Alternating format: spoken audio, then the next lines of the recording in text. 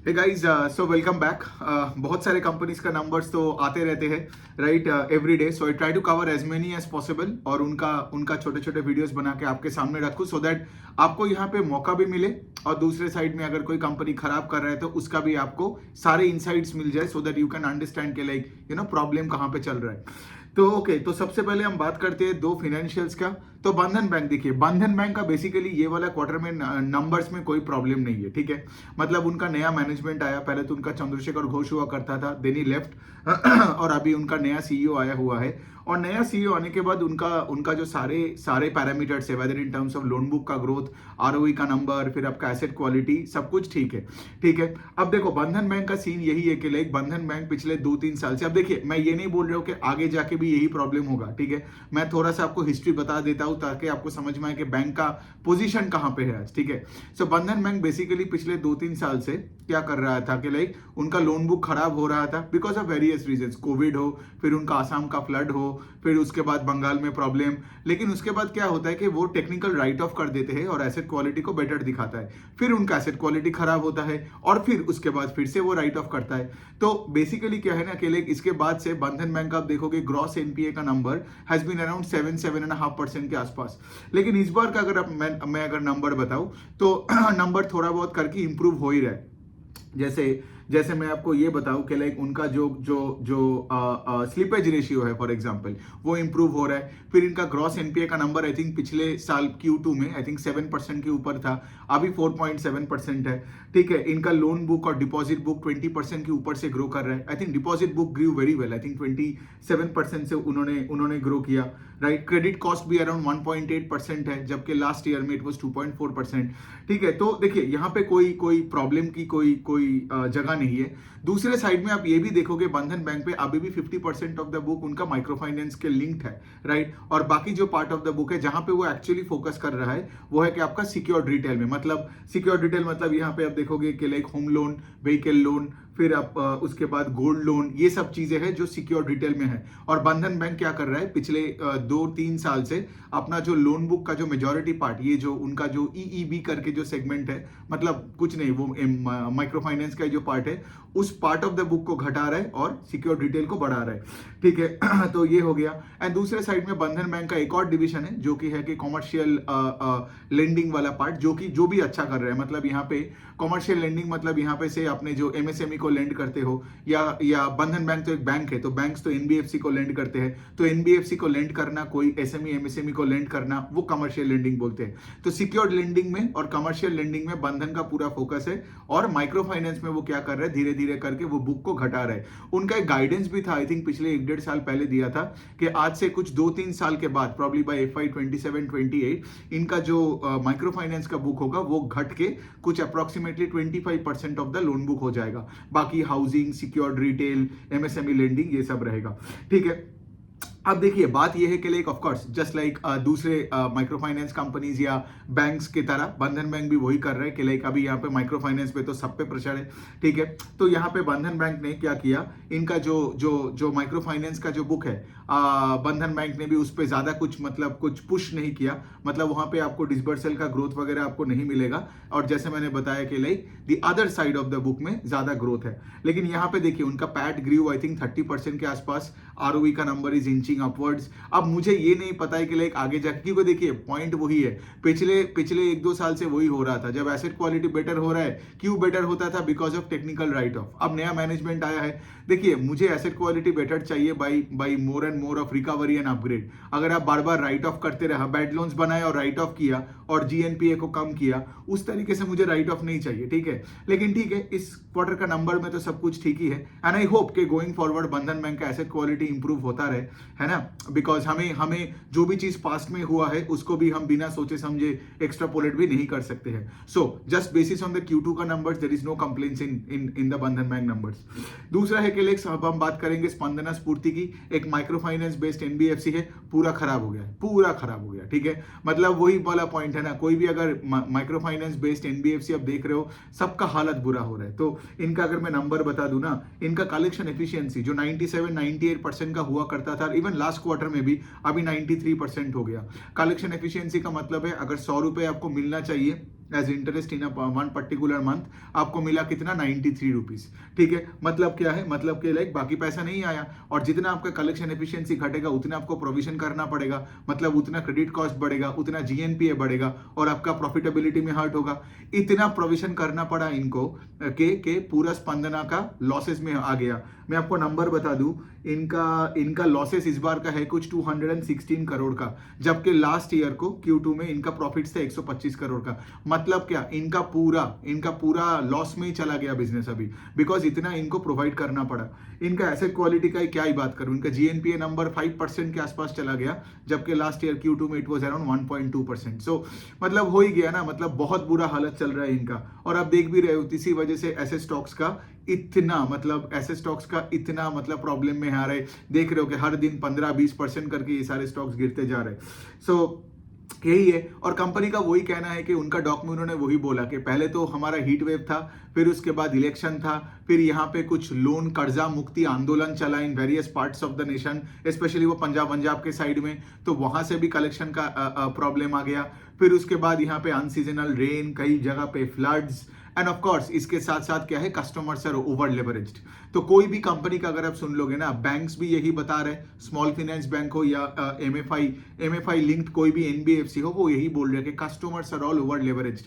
पिछले 1-2 साल में क्या हुआ, सारे फाइनेंशियल सिर्फ अपने लोन बुक को ग्रो करने के चक्कर में इन्होंने क्या किया, एक बंदे को 5-6 ये लोन्स दे दिया। अब क्या है, अगर उस बंदे का अगर एक सोर्स ऑफ इनकम है और उसमें प्रॉब्लम आ गया तो गया ना, मतलब सारे लोन्स बन गया बैड लोन्स, है ना। तो ये ओवर लेवरेज जो कस्टमर्स है उनमें कलेक्शंस में और प्रॉब्लम आ रहा है देन लेट से कस्टमर्स जो कि से ओवर लेवरेज नहीं हो। ठीक है, तो ये हो गया आपका स्पंदना का। अब हम चलते हैं थोड़ा केबल एंड वायर के स्पेस में बात करते हैं, थोड़ा मिक्स करते हैं आज वाले वीडियोस में, ताकि आप बोर भी ना हो, है ना। सिर्फ फाइनेंशियल्स का बात नहीं करते हुए एक वीडियो में मिक्स कर लेते हैं। तो यहाँ पे देखिए, यहाँ पे दो छोटे कंपनीज है जो केबल एंड वायर के स्पेस में है, स्पेशली केबल्स में है, यूनिवर्सल केबल और पैरामाउंट केबल्स। ठीक है, अब यहाँ पे देखिए, अगर आपका जो बड़ा प्लेयर है, से पॉलीकैब का ग्रोथ कितना था बताइए। पॉलीकैब का सेल्स ग्रोथ है 30%।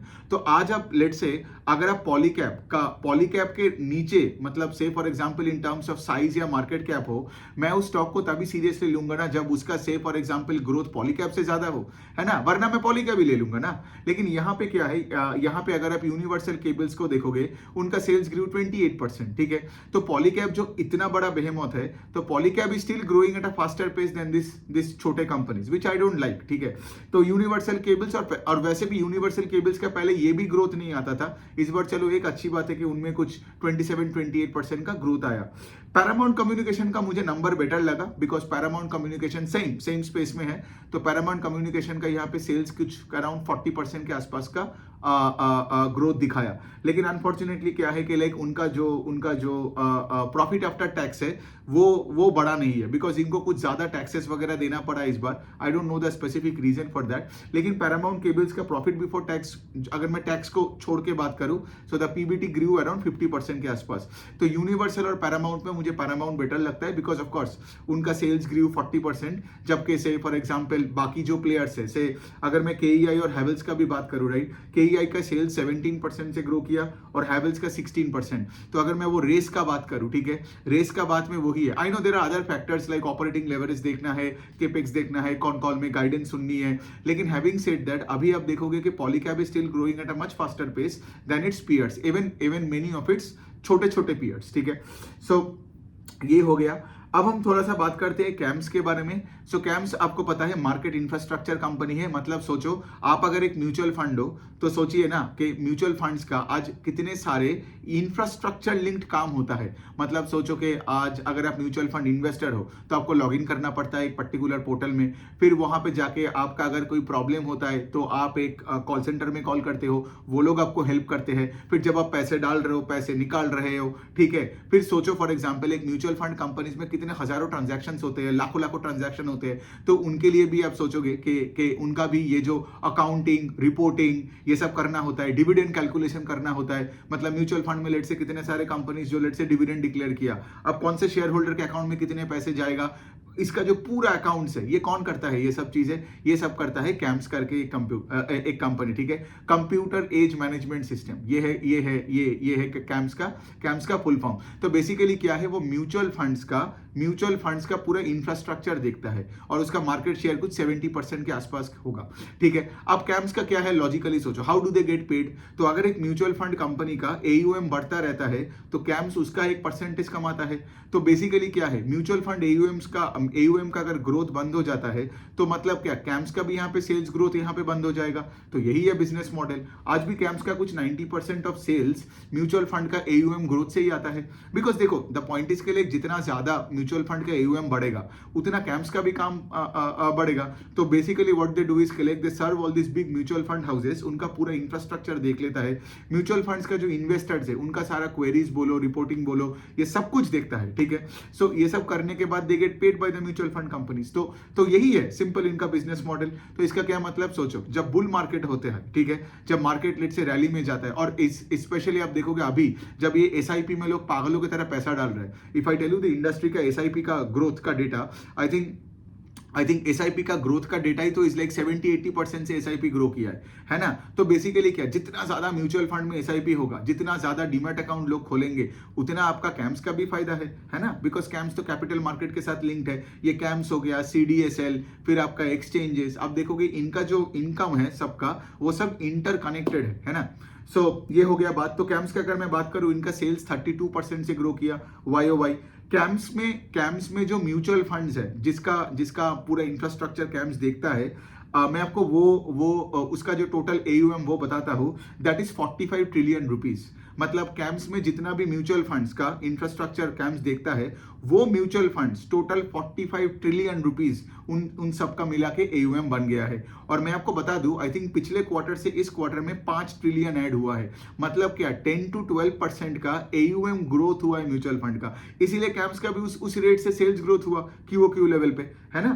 तो बेसिकली अभी क्या है, अभी इनका वही है। और एक और पॉइंट है कि अभी सिंस जितना भी इक्विटी में पैसा ज्यादा आ रहा है, एक्टिव इन्वेस्टिंग लोग कर रहे हैं ना, इक्विटी में पैसा आ रहा है, और आप देख भी रहे हो, राइट। क्योंकि अगर आप वेल्थ मैनेजमेंट का स्पेस देखो या कोई AMC का अगर आप सुनोगे, तो वो लोग तो यही बता रहे हैं ना कि लाइक आज लोगों का फोकस ज्यादा इक्विटी में है, लिक्विड फंड या डेट फंड में उतना नहीं है। तो जितना इंक्रीमेंटल लोग लेट्स से इक्विटीज में आ रहे हैं, तो कैम्स को उतना संभालना पड़ रहा है, because there are so equity oriented active funds, right, which are there in across the mutual funds, जिसका इंफ्रास्ट्रक्चर कैम्स मेंटेन कर रहा है। Got it. तो ये जो इक्विटी का जो बूम आया है, उससे भी कैम्स का फायदा है ना। देखिए, ultimately at the end of the day mutual fund का जो AUM बढ़ रहा है इस रेट से, ये बढ़ने का मेन कारण है इक्विटीज, और इक्विटीज में भी SIPs, ठीक है। SIP का तो बहुत अच्छा, because SIP money sticky money, मतलब मार्केट थोड़ा गिरता है तो लोग अपने SIP कम बंद करता है ना। करते हैं कुछ लोग, लेकिन लोगों को लगता है कि लाइक अगर मैं SIP करता जाऊं तो over the period of time मुझे लॉन्ग टर्म कुछ गेन्स वगैरह मिलेगा and they can handle volatility well. So यहाँ पे देखिए, कैम्स का तो कोई प्रॉब्लम नहीं है इनका। अगर मैं और भी बताऊं कि लाइक एक और पॉइंट है कि जहां से आप देखोगे म्यूचुअल फंड्स ये जो NFOs लाते हैं, ये जो थीमेटिक फंड्स लॉन्च करते हैं, तो बुल मार्केट में क्या होता है, म्यूचुअल फंड ज्यादा और भी अपना फंड्स लॉन्च करते हैं। कोई इंफ्रा थीम लाया, कोई लेट से सोलर का थीम लाया, कोई पावर का थीम लाता है, करेक्ट। तो इससे क्या होता है, और भी इन्वेस्टर्स का वहां पे पैसा मतलब आता है, फ्रेश कैपिटल आता है यहाँ पे। Got it. तो उससे भी कैम्स का फायदा, बिकॉज ये जो सारे म्यूचुअल फंड हाउस है, उसका जो सारे म्यूचुअल फंड्स है, उसका सबका इंफ्रास्ट्रक्चर कैम्स देखता है। तो यही हो गया। और ऑफ कोर्स SIP रजिस्ट्रेशन जैसे मैंने बताया। सो 32-33% का सेल्स ग्रोथ है, ठीक है। मुझे अभी भी याद है जब 2022 में जब कैम्स का रिजल्ट तो 14-13% से ग्रो करता था, लेकिन जब मार्केट में ये बुल रैली वापस आ गया, कैम्स का पेस ऑफ सेल्स ग्रोथ बढ़ गया फ्रॉम 14-15%, राइट। तो अभी कितना है, 32% का। तो ठीक है, तो ये हो गया बात। अब हम एक हाउसिंग फाइनेंस कंपनी का बात करते हैं, उसका नाम है SRG हाउसिंग फाइनेंस, ठीक है। अब देखिए, SRG हाउसिंग फाइनेंस क्या करते हैं, एकदम विलेज लेवल के लोगों को होम लोन देता है, ठीक है। मतलब क्या है, यहाँ पे इनका टिकट साइज और भी छोटा है। अफोर्डेबल हाउसिंग में if you look at home first, आवास, एप्टास, इवन इंडिया शेल्टर, इनका जो एवरेज टिकट साइज है दैट्स बिटवीन 8 and 12 lakhs के बीच में टिकट साइज, मतलब होम लोन के लिए, ठीक है। लेकिन यहाँ पे क्या है, इस कंपनी का खास बात यही है कि ये लोग एकदम गांव में लेंड करते हैं, ठीक है, लेकिन होम लोन देते हैं। ऑफ कोर्स होम लोन है तो आपका तो पूरा कोलैटरल बेस्ड लेंडिंग हो गया। लेकिन यहाँ पे जो एवरेज टिकट साइज है ये कंपनी का SRG हाउसिंग फाइनेंस का, इनका टिकट साइज है 5-6 लाख रुपए का, ठीक है, 5.2 लाख है इनका एवरेज, ठीक है। और होम लोन क्या है इनका 71% ऑफ द पोर्टफोलियो और 29% ऑफ द पोर्टफोलियो है लोन अगेंस्ट प्रॉपर्टी। मतलब क्या है, ये सब MSME लोन्स, लैप है, lap is loan against property, right. मतलब प्रॉपर्टी के खिलाफ आपको लेट से फॉर एग्जांपल आपका एक दुकान है, उसको लेट से आपको स्केल अप करना है, तो उस पे लेट से अपने आपको लोन दिया। आपने देखा होगा इंडिया शेल्टर का भी ऐसा सीन है, उनका पोर्टफोलियो में लैप इज 40% और होम लोन इज 60%। तो SRG का भी लैप इज अराउंड 30 और होम लोन है अराउंड 70, ठीक है। अब सारे होम लोन कंपनीज का आप देखोगे, जैसे for example Home First Finance का if you look at it, उनका मेजॉरिटी है होम लोन्स का अफोर्डेबल सेगमेंट में, ठीक है। सो बेसिकली क्या है, हर कंपनी का यहाँ पे home loan, loan against property, फिर आपका लीज रेंटल डिस्काउंटिंग जैसे बजाज हाउसिंग फाइनेंस का भी है, ठीक है। तो वो सारे सेगमेंट्स होते हैं, लेकिन प्रिडोमिनेंटली आपका होम लोन का portfolio should be more than 50-60% के आसपास, वरना आप हाउसिंग फाइनेंस कंपनी नहीं कहलाओगे और आपको NHB से भी सस्ता पैसा नहीं मिलेगा। सो एनी विच वे, तो SRG का तो सब कुछ ठीक है, मतलब इनका AUM 26% से ग्रो किया, इनका नेट इंटरेस्ट इनकम 31% से ग्रो किया, इनका ROE कम है, बट इनका ROE का मैं हमेशा क्या बोलता हूं कि आपका जो भी हो, आपका ROE का नंबर ये नहीं देखना है स्टैंड अलोन लेवल पे के लिए एक दूसरे के साथ क्या है, आपको देखना है कि आपका ROE का नंबर पास्ट से आपका नंबर ऊपर की तरफ जा रही है, नीचे की तरफ जा रहा है, गॉट इट। तो इनका ROE का नंबर है 3.5%। ये कंपनी का स्टॉक अच्छा करेगा अगर इसका ROE आगे जाके 3.5 से 6, 7, 8, 9, 10% का होता है, ठीक है। लेकिन क्या होता है ना प्रॉब्लम, कि लोग किसी दूसरे कंपनी का लेट से ROE पता चल गया स्क्रीनर में 15% है, इसका देखा 3.5, तो ऑटोमेटिकली दिमाग में क्या लगेगा, 15 इज बेटर देन 3.5, लेकिन क्या पता वो 15-20 से गिर के आ रहा है, ठीक है, इसीलिए उसका स्टॉक नीचे जा रहा है, और ये 3.5 से लेट से अभी 6, 7, 8 में जाएगा। तो फिर क्या होगा, आपके दिमाग में वो कंफ्यूजन अभी भी रहेगा कि लाइक अरे यार ये क्या हो रहा है, 15% ROE का कंपनी नीचे जा रहा है स्टॉक और 3.5% वाला ऊपर जा रहा है। ये तभी होता है जब आप बिजनेस को ट्रैक नहीं करते और आप एक जगह में बैठ के आप ऐसे पीयर टू पीयर करने लगते हो using a tool. So company में कोई प्रॉब्लम नहीं है, कंपनी का ब्रांचेस आई थिंक 85 के आसपास है, ये लोग नया कर्नाटका में अभी वेंचर कर रहे हैं, तो ये अच्छा लगता है मुझे, क्योंकि जब भी आप अफोर्डेबल सेगमेंट में कुछ करते हो या माइक्रो फाइनेंस में करते हो, I need a good distribution, है ना। बिकॉज यहाँ पे क्या है, आप अगर 5-6 लाख रुपए का लोन दे रहे हो, गांव वालों को दे रहे हो, तो उनका कोई ढंग का इनकम डॉक्यूमेंट नहीं होगा, है ना। तो यहाँ पे मुझे डिस्ट्रीब्यूशन देखना चाहिए, यहाँ पे I want this companies to grow to as many states and districts as possible. So यहाँ पे क्या है, इनका कर्नाटका में ये लोग जा रहे हैं, एसेट क्वालिटी इनका अच्छा है, gross NPA number is only 1.9% और ये स्टेबल है, लास्ट ईयर भी इतना ही था। अब बात करते हैं कि बाकी सेक्टर में क्या है, मतलब यहाँ पे अगर आप SRG देखोगे, सो SRG और Bajaj housing finance are growing at around 25-26%, ठीक है। लेकिन इस पर्टिकुलर स्पेस में आपका होम फर्स्ट फाइनेंस है जो 34% से आई गेस ग्रो किया, और फिर आपका इंडिया शेल्टर है जो 36% से ग्रो किया, वही 36-34, ठीक है। सो बात यहां आ रहा है कि लाइक यहां पे दो कंपनीज हमारे पास है जो 26% से ग्रो कर रहा है और दो कंपनी जो 36% से। एप्टस का और आवास का अभी तक नहीं आया रिजल्ट, आएगा तो मैं ऑफ कोर्स उनके साथ में कंपेयर कर दूंगा। अब देखिए यहां पे एक बात है, एक तरफ सारे माइक्रो फाइनेंस कंपनीज का लोन बुक का पेस घट रहा है, एसेट क्वालिटी खराब हो रहा है, फिर उसके बाद मतलब डिसबर्सल का भी डिग्रोथ हो रहा है, लेकिन यहाँ पे आप देख रहे हो अफोर्डेबल हाउसिंग में यहाँ पे 4 नाम जो मैंने बोला, इवन मैं एक और नाम यहाँ पे आपको बोल सकता हूँ, I think PNB housing finance का जो नंबर था आई गेस यहाँ पे नहीं है, लेकिन उसका भी 17-18% का ग्रोथ है, ठीक है, which is the worst among the 5, ठीक है।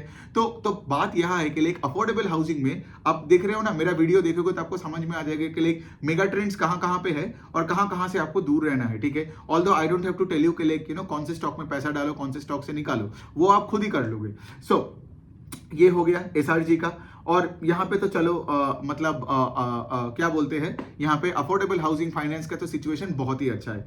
अब हम थोड़ा बात करते हैं एक और कंपनी है जिसका से फॉर एग्जांपल वो एसेट मैनेजमेंट कंपनी है। एसेट मैनेजमेंट कंपनी में उस दिन आपने देखा होगा मैंने 3 कंपनी को लेके पूरा वीडियो बनाया था, अब वो चौथा वाला का भी रिजल्ट आ गया, आदित्य बिरला सन लाइफ AMC। तो बेसिकली मॉडल बहुत सिंपल है, मैं फिर से थोड़ा सा समझा देता हूँ कि ये क्या करते हैं, ये एसेट मैनेजमेंट कंपनीज के पास मैनेजर्स होते हैं जो दूसरों का पैसा मैनेज करते हैं, ठीक है। और जितना दूसरों का AUM बढ़ेगा, जिसको हम बोलते हैं ट्रस्टी, राइट, इनका उतना फीस बढ़ेगा। जैसे फॉर एग्जांपल आपने जो देखा कैम्स, ठीक है, तो कैम्स का पोर्टल में जितने म्यूचुअल फंड्स के AUM बढ़ेगा तो कैम्स का फीस बढ़ेगा, और एसेट मैनेजमेंट कंपनीज का तो वही है, they only have those managers who get a percentage of the funds that they are managing. अब वो वाले फंड में AUM बढ़ता गया, इक्विटी का पार्ट बढ़ता गया, तो ये मैनेजर्स को और पैसा मिलेगा, और ये मैनेजर्स कौन है, यही AMC कंपनीज है, ठीक है। सो बेसिकली यहाँ पे आदित्य बिरला, सन लाइफ, AMC, हमारे पास क्या क्या है, और निपॉन है, HDFC AMC है, और UTI है। लेकिन यहाँ पे आप देख सकते हो कि निपॉन और HDFC AMC are clear winners here, क्योंकि निपॉन और HDFC AMC are capturing market share, ठीक है। जबकि मार्केट शेयर गवा कौन रहा है, आपका ये आदित्य बिरला और उसके साथ है UTI। कैसे पता चलता है, सोचो, आज निपॉन लाइफ AMC का AUM, ठीक है, मतलब जिनका एसेट अंडर मैनेजमेंट जो मैनेज कर रहा है पिछले साल से इस साल में, दैट ग्रू 57%, ठीक है। HDFC AMC का आपका AUM ग्रू 45%, लेकिन अगर मैं आदित्य बिरला सन लाइफ का बताऊं, उनका AUM ग्रू ओनली 23%, और UTI का कितना है, 28%। तो मतलब क्या, अगर आप ग्रो कर रहे हो, और अगर मैं पूरा स्पेस का बताऊं, म्यूचुअल फंड इंडस्ट्री का बताऊं, AUM का growth that is higher than 28%, तो मतलब क्या, यू लूज मार्केट शेयर जब आप सेक्टर में, मतलब कोई भी एक सेक्टर हो, उसका जो एवरेज ग्रोथ है, आप अगर ग्रो कर रहे हो उसके नीचे रेट से। सो 23 एंड 28% से ग्रो करने के बाद भी ये आदित्य बिरला सन लाइफ और आपका UTI AMC are losing market share, ठीक है। जबकि on the other side you would see Nippon gaining market share. Nippon ने कुछ 1.5% तो मार्केट शेयर पिछले एक साल में ही किया, और HDFC AMC भी धीरे धीरे करके मार्केट शेयर कैप्चर कर रहा है। So that's a good thing, right. तो ये अच्छा है। तो चलिए, ये वाले वीडियो में इतना ही रखते हैं। आई थिंक 21 मिनट्स का हो गया, बहुत सारे कंपनीज डिस्कस किया। एज ऑलवेज कोई सवाल हुआ तो कमेंट सेक्शन में लिख सकते हो।